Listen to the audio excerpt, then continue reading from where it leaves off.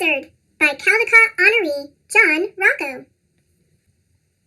The first flake fell right before recess. It was followed by many, many more. The wind whipped up, and school closed early. Yay! By the time my sister and I got home, the snow was already over our boots. The snow continued to fall through the night, and I thought it would never stop.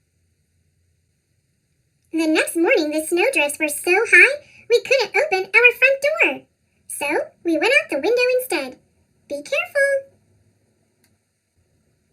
We laughed as we sank deep into the frozen powder, but walking was hard. It was like trying to move through white quicksand.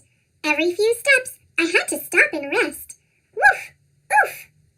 It was even too deep for our sled. We need sled dogs.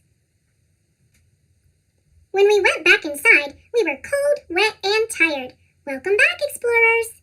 We made camp by the wood stove, and our feet tingled as we sipped hot cocoa made with milk. On the third day, Dad shoveled the driveway so he could get the car out when the snowplows came. We dug tunnels and secret rooms under the snow. An igloo can keep you warm in sub-zero temperatures. What's an igloo?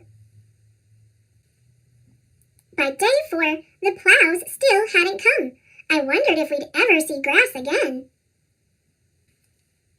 Inside, things got tense as our food started to run out. I knew we couldn't survive much longer on cocoa made with water.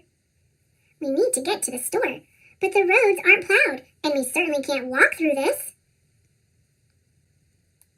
On day 5, I realized it was up to me to take action. I was the only one who had memorized the survival guide. I was the only one who knew what equipment was required. I was the only one light enough to walk on top of the snow. On day 6, I made a list.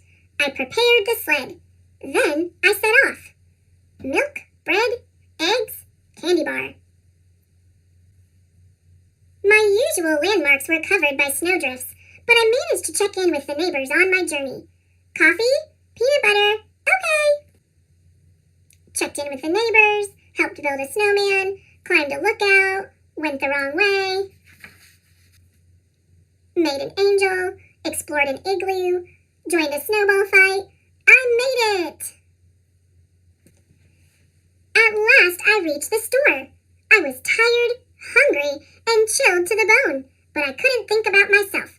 I was on a mission. Are you going to carry all this by yourself? Yes, sir. I've got my sled.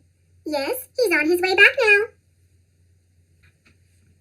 On the return trip, I raced to drop off the groceries before the sun went down.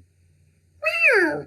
Grateful smiles and cheers gave me the energy I needed to make it back home. Meow! Woof! That night, we all had hot cocoa made with milk, and it had never tasted better. But there was something else we still needed. It was a perilous journey. Snowplows! It looked as though we would see civilization again after all. Guess we'll have to go back to school tomorrow. Boo. Thank heaven! I was going stir-crazy. We had survived the blizzard.